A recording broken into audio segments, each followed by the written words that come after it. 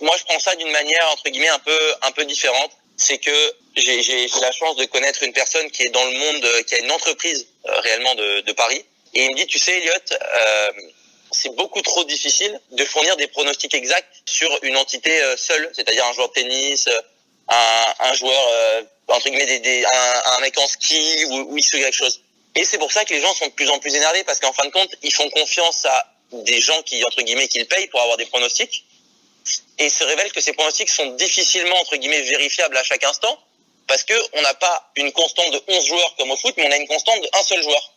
Et moi, j'ai compris de toute façon qu'on pouvait vraiment rien faire, quoi, pour moi, dans ces situations-là. À moins de mettre de l'argent et de dire au mec, bah, je vais vraiment te retrouver, et ainsi de suite.